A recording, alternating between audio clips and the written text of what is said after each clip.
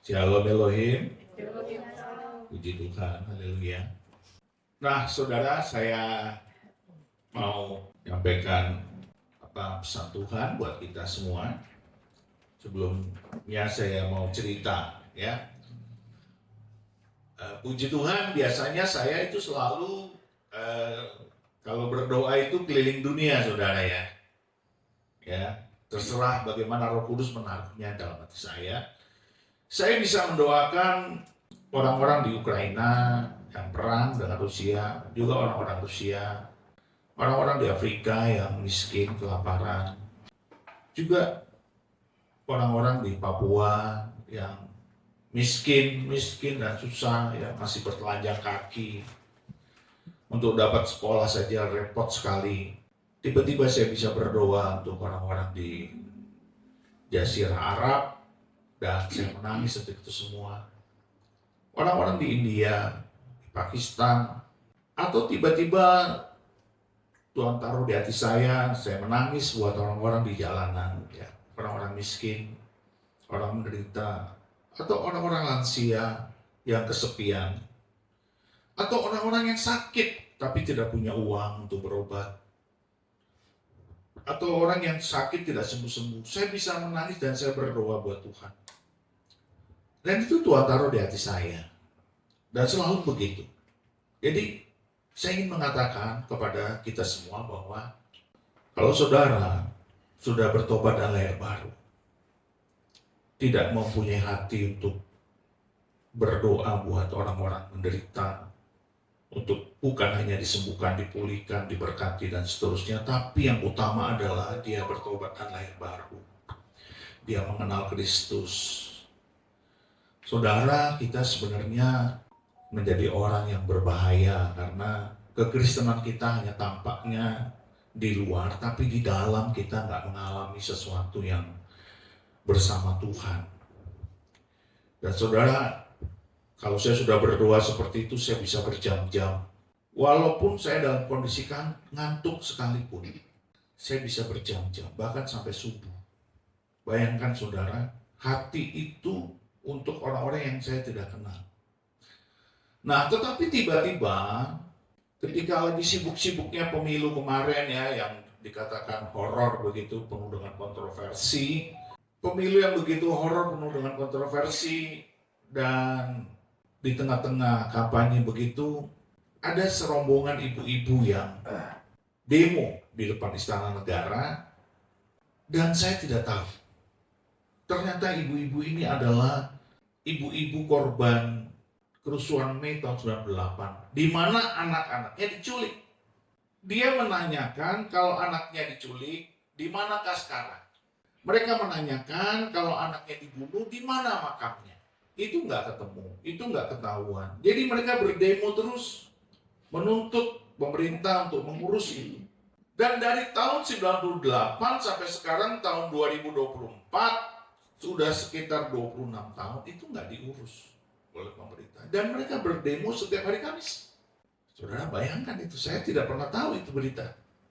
Sampai ketika lagi rame-ramenya pemilu, itu masuk ke dalam lini masa saya, dan saya tidak punya hati waktu itu. Saya biasa saja. Tiba-tiba, saudara, inilah Tuhan itu. Ya, ketika saya mulai berpikir, kalau saya punya anak, lalu anak saya diculik atau dibunuh, dan saya tidak tahu anak ini ada di mana, bagaimana perasaan saya? Wah, itu saya langsung mulai mengerti bagaimana Roh Kudus bekerja. Jadi selama ini saya begitu banyak keliling dunia dalam doa-doa saya, tetapi ada hal-hal yang di depan mata saya tidak melihatnya. Dan ketika saya merenungkan itu dalam doa saya bawa ke dalam hati saya menangis, saudaraku. Seperti yang sudah-sudah untuk doa-doa yang lain, saya juga menangis. Dan itu pedih sekali, saudara. Saya bisa merasakan hati seorang ibu yang anaknya nggak ada. Sampai hari ini. 26 tahun. Kita ini berbicara tentang kekristenan. Tetapi kita hidup tidak di dalam standar atau levelnya Kristus. Seharusnya sebagai anak-anak Tuhan, Tuhan datang dalam kasih-Nya. Kita juga harus memiliki kasih untuk mengaplikasikannya ke orang-orang. Mengaplikasikannya ke dunia. Saudara, di dalam standarnya Allah, ketika saudara masuk ke dalam hatinya Bapa, saudara dan saya tidak bisa untuk mengabaikan karakter kasih dari Kristus. Lucunya kita itu seperti saya. Saya sudah pernah mendengar ibu-ibu ini yang menuntut tentang anaknya, tentang penculikannya, tentang pembunuhannya. Tapi saya tidak aware. Lalu tiba-tiba ketika saya merenung, kenapa saya kok tidak peduli? Lalu saya berkata dalam hati saya, ada yang salah dengan saya. Ada yang salah. Dan saya bertobat, saya minta ampun sama Tuhan, saya berdoa buat ibu-ibu ini. Karena ini harus berhenti. Dulu saya berdoa buat kerusuhan Mei, buat orang-orang tua yang kehilangan anak-anaknya yang dibunuh, yang diperkosa, yang rumahnya dibakar. Saya berdoa untuk itu. Tapi untuk ini saya tidak masuk. Baru setelah sekian puluh tahun dan saya sudah menjadi tua, saya baru ngeh bahwa ibu-ibu ini terus-menerus berseru. Saya tidak peduli apapun agamanya, tidak peduli apapun dia punya iman. Tetapi saudara, kalau kita melihat orang menderita, kita harus datang dengan kasih. Setuju nggak? Berapa banyak daripada kita sering abai? Kita terlalu banyak berdoa tentang kebutuhan kita terlalu banyak berdoa tentang saudara kita berdoa untuk orang-orang yang kita kenal, yang mau dekat dengan kita. Tapi kita tidak bisa menjangkau, kita tidak bisa menyentuh, kita tidak bisa menggapai orang-orang yang tidak kita kenal. Tetapi itu adalah hatinya Bapa, karena untuk itulah Bapa datang mengutus anaknya, untuk menebus mereka. Tetapi kita sebagai anak Tuhan tidak bisa menyentuh itu karena kita tidak punya hati.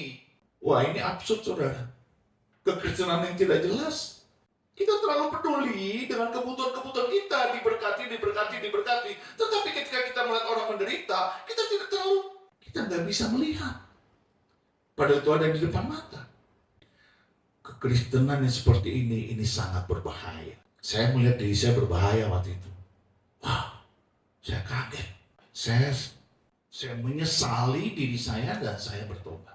Lalu saya bisa menangis sih ibu-ibu ini. Kasihan sekali saudara.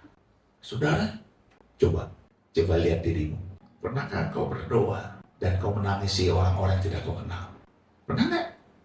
Ketika saya berdoa buat orang-orang yang kelaparan, orang-orang yang sakit nggak sembuh-sembuh sampai mereka depresi dan stres, siapa yang bisa merasakan itu?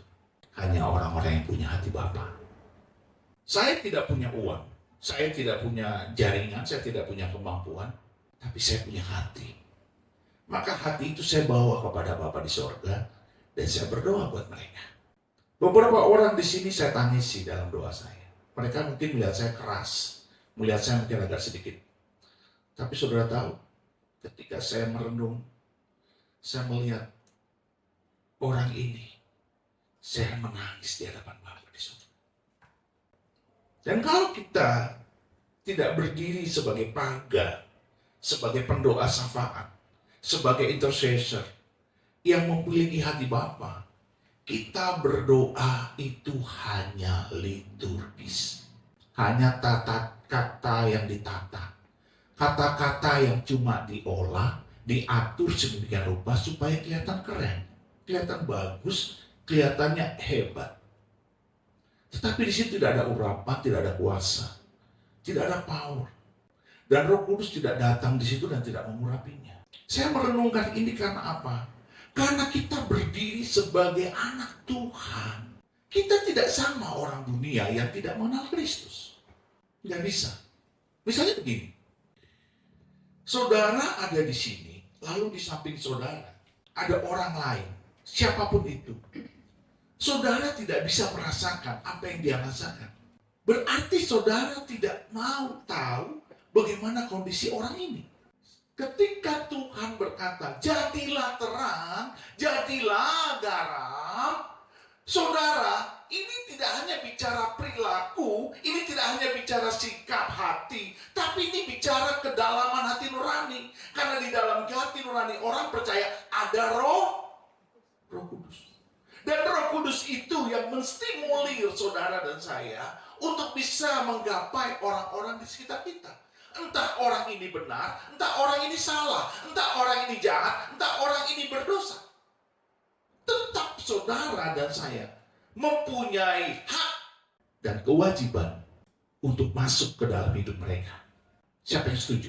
Nggak setuju. Karena apa? Saudara ingin menghindar dari persoalan. Saudara ingin menghindar dari masalah. Saudara ingin menghindar dari problema. Saudara ingin dikatakan baik. Tapi itu ukuran dunia.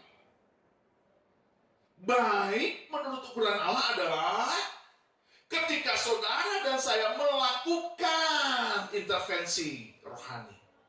Di situ ada iman, di situ ada kasih, dan di situ ada pengharapan. Tetapi yang paling dalam, di dalam itu adalah karena inilah hati Bapa. Dan itulah yang saya selalu lakukan ketika saya berdoa. Ini membawa kita memiliki sikap hati yang berbeda, saudara.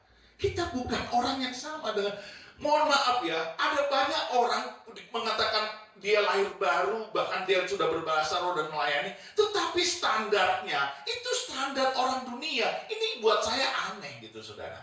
Kita tidak menyentuh, kita tidak menggapai, kita tidak merasa, kita tidak bisa masuk ke dalamnya karena hati kita tidak memiliki hati Bapa.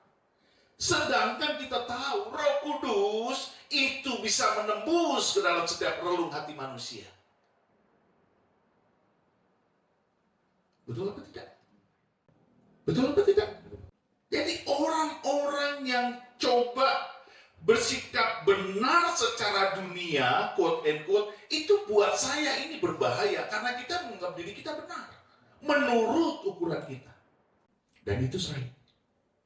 Ketika saya melalang buana berdoa di kamar doa saya untuk orang-orang dunia yang saya tidak kenal, tetapi Tuhan taruh di hati saya.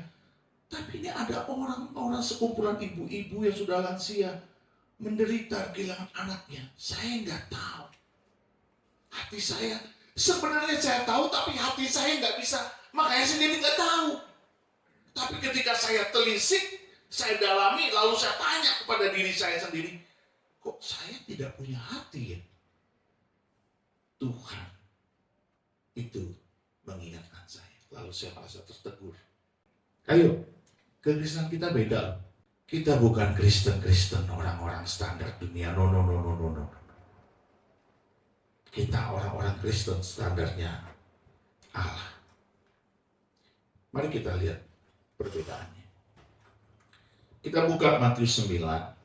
Ayat 9 sampai dengan ayat 13. Demikianlah firman Tuhan. Setelah Yesus pergi dari situ, ia melihat seorang yang bernama Matius duduk di rumah cukai. Lalu ia berkata kepadanya, ikutlah aku. Maka berdirilah Matius lalu mengikut dia. Kemudian ketika Yesus makan di rumah Matius, datanglah banyak pemungut cukai dan orang berdosa dan makan bersama-sama dengan dia dan murid-muridnya. Pada waktu orang Farisi melihat hal itu, berkatalah mereka kepada murid-murid Yesus, mengapa gurumu makan bersama-sama dengan pemungut cukai dan orang berdosa? Yesus mendengarnya dan berkata, bukan orang sehat yang memerlukan tabib, tetapi orang sakit. Jadi pergilah dan pelajarilah arti firman ini. Yang ku kehendaki ialah belas kasihan dan bukan persembahan. Karena aku datang bukan untuk memanggil orang benar, melainkan orang berdosa. Saudara lihat, dasarnya adalah belas kasihan, bukan persembahan. Bayangkanlah kalau saudara berbuat baik di muka bumi ini berdasarkan persembahanmu, bukan berdasarkan belas kasihanmu. maka dunia ini akan penuh dengan hal-hal yang bersifat materialistis. Semuanya diukur dari materi, karena tidak dari belas kasihan. Ini yang harus saudara sadari. Ketika Tuhan mengutus anaknya, itu atas dasar belas kasihan. Maka saudara dan saya harus sama dengan hatinya Bapa, memiliki belas kasihan. Yesus kalau tidak peduli dengan orang-orang ini, dia tidak akan mengintervensi kelompok pemungut cukai ini. Tidak akan saudara. Bayangkanlah, kalau kita hidup dengan standar dunia, kita akan menghindari masalah dengan orang-orang yang punya tosik. Orang-orang punya tosik itu orang-orang bermasalah. Pemungut cukai bermasalah karena apa? Karena mereka sering melakukan korupsi, memungut cukai tetapi tidak melakukannya dengan benar. Maka orang Yahudi itu selalu membenci pemungut cukai. Jadi nggak heran ketika Yesus mengundang Matius, si Lewi ini, namanya Lewi, tapi bahasa Yunani-nya Matius, dia dipanggil Matius, ikutlah aku. Saudara perhatikan, kalau bukan Yesus melakukan intervensi campur tangan, saudara bisa bayangkan nggak bahwa dunia ini penuh dengan tata krama dan aturan-aturan dunia saja? Saudara bisa mengerti maksud saya? Ketika Yesus menerobos, melakukan intervensi, dia melakukan peres, dia melakukan terobosan, dia memanggil Matius. Saudara lihat, Tuhan nggak semena-mena. Dia memanggil Matius, orang yang tepat untuk dia jadikan murid. Ada banyak di situ pemungut cukai yang lain, tetapi dia hanya memanggil Matius, si pemungut cukai. Dampak dia memanggil Matius, si pemungut cukai, maka Matius, si pemungut cukai itu langsung bertobat. Karena apa? Karena tepat Yesus memanggil si pemungut cukai yang tepat. Dan saudara, inilah yang disebut dengan belas kasihan surga. Tuhan kalau menaruh hati kita kepada orang-orang berdosa, orang-orang sengsara, orang-orang menderita, orang-orang miskin, dan saudara melakukannya itu dengan hati Bapa, pasti itu tepat. Tetapi kalau kita melihat pemungut cukai ini tidak layak untuk menerima keselamatan, tidak melakukan cawe-cawe, tidak melakukan hak dan kewajiban saudara sebagai anak Tuhan untuk mengintervensi, saya yakin orang-orang ini nggak akan tersentuh. Yang mengerti katakan, kita hari ini agak sedikit dalam khotbahnya karena apa? Karena saya ingin merenungkan gereja ini adalah gereja yang penyembahan tetapi hatinya hati Bapa. Bukan standar dunia. Ya kan? Bukan hanya mau berbicara tentang berkat materi, tapi kita juga bicara berkat rohani, yaitu keselamatan dan hati Bapa. Kita bicara berkat jiwani, di situ ada damai sejahtera, sukacita, ketulusan dan kesucian. Kita bicara juga berkat jasmani, di situ ada pemulihan dan kesembuhan, ada kesehatan, ada mukjizat-mukjizat. Bukan hanya berkat materi. Saudara perhatikan baik-baik. Kalau saja seluruh dunia anak-anak Tuhannya memiliki hati seperti Kristus, dia mempunyai hati Bapa dan menangisi jiwa-jiwa, berapa banyak orang yang bertobat? Kita terlalu abai dan kita terlalu biasa. Ketika Yesus masuk, dia berbicara, yang ku kehendaki ialah belas kasihan dan bukan persembahan. Sekarang kan lagi rame kan persembahan, persepuluhan. Tapi kalau diberikan bukan dengan hati, bukan dengan kasih, apakah itu berarti?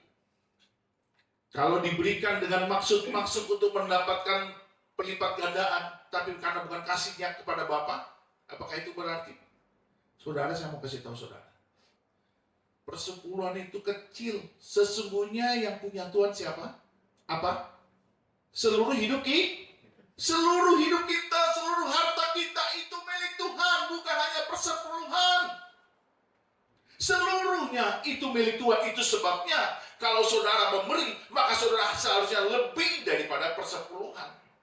Karena itu hidup saudara, yaitu saudara memberikan hati, jiwa, raga, segala kekuatan kita berikan kepada Tuhan. Tetapi di sini Tuhan bilang apa? Belas kasihan, karena di situ hatimu tempat Tuhan bersemayam, karena Roh Allah ada di hatimu. Sekarang sudah jarang orang bisa menangisi sesuatu yang tidak dia kenal. Jarang sekali. Tapi saya mengucap syukur sampai hari ini Tuhan memberikan hati saya kepada orang-orang yang tidak saya kenal. Saya menangis. Dulu waktu saya baru pulang dari Jayapura, saudaraku, saya mau kisah sedikit. Saya naik bus di Jakarta, saya pergi ke kantor. Sepanjang saya naik bus itu, saudara, saya melihat orang-orang, mohon maaf ya, orang-orang gembel gitu. Itu saya nangis, gak berhenti di bus itu. Saudara, ini bukan kisah dongeng, ini bukan kisah simsalabim, tapi ini hati Bapa. Saya ke kantor naik bus PPD waktu itu ya. Itu saya duduk di jendela, duduk ke jendela, lalu saya melihat keluar. Itu saya melihat orang-orang yang susah. Ada juga orang yang penampilannya tidak well done begitu ya, tapi dia mau ke kantor. Itu saya sedih, saya nangis. Itu nggak bisa dibilang, saudara, kenapa saya begitu. Tetapi itu saya percaya pekerjaan Roh Kudus.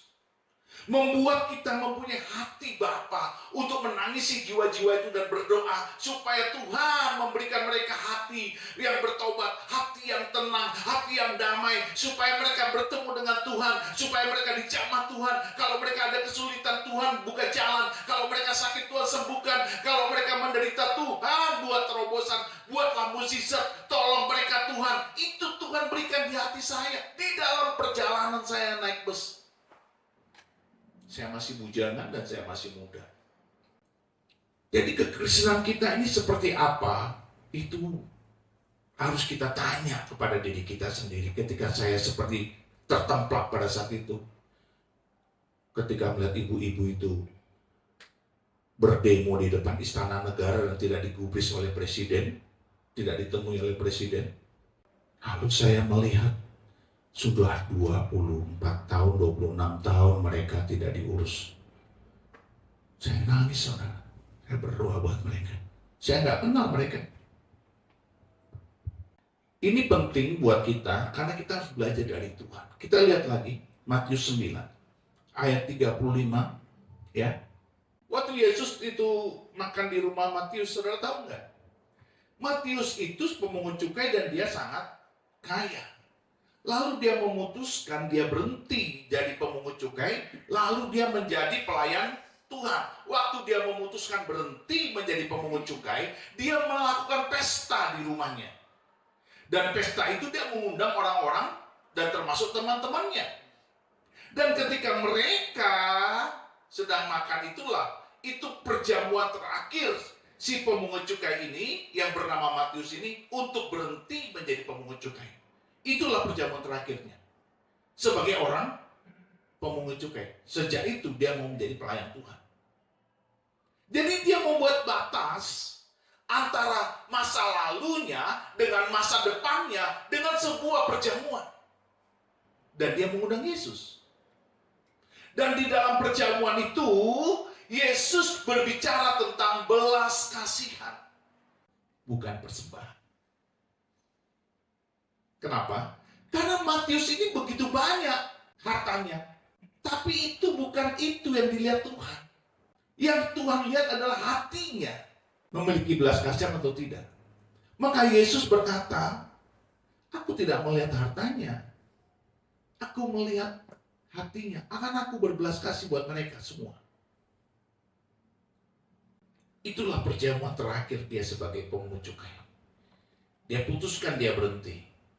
Saudara ingat cerita tentang Elisa?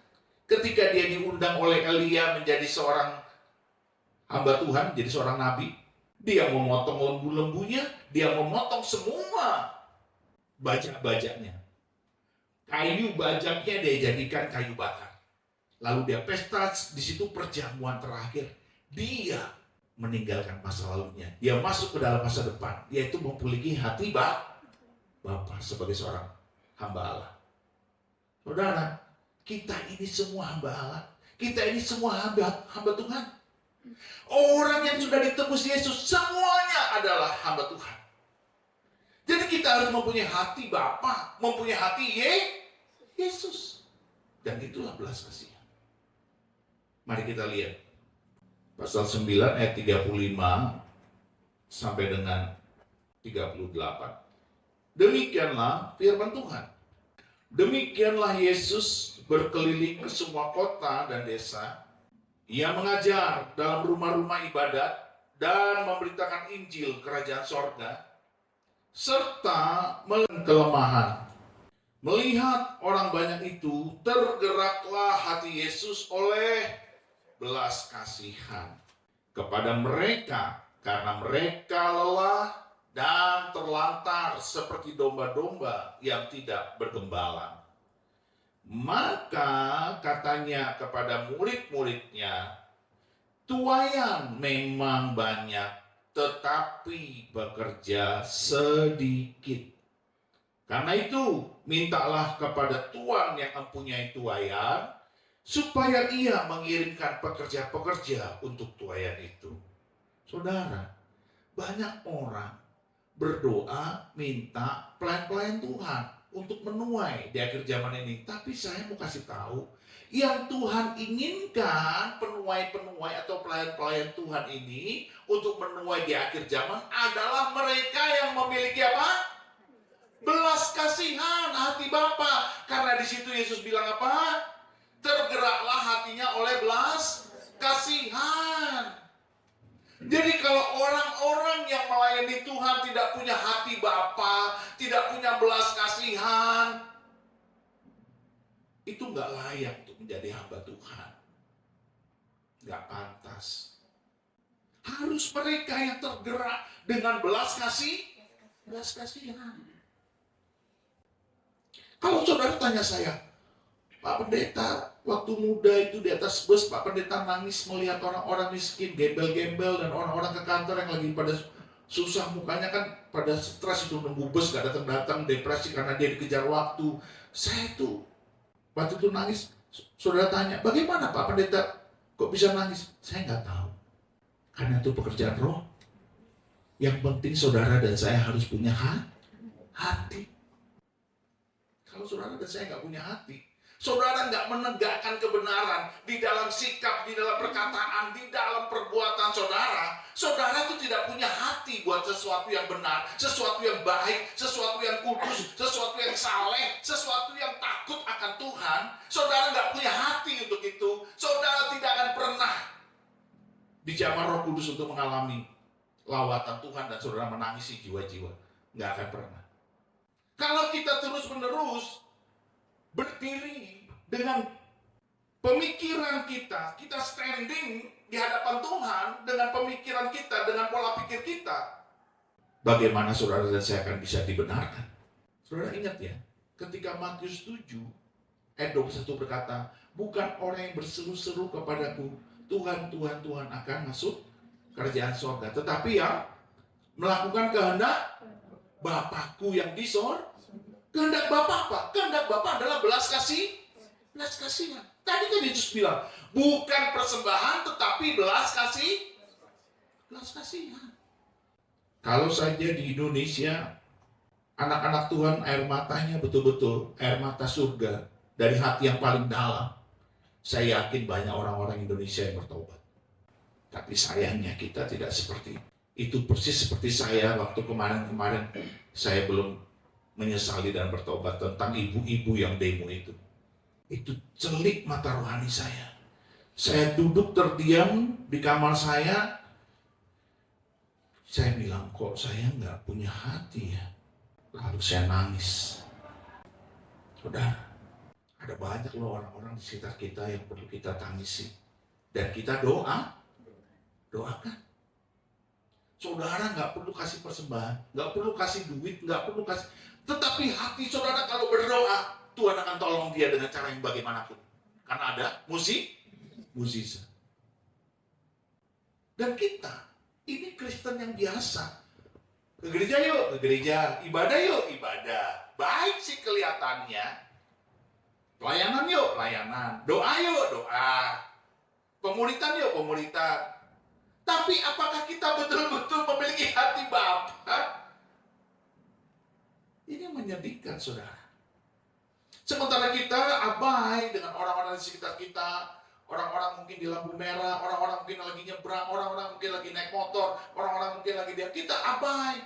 Kita nggak peduli. Karena kita tidak mau repot.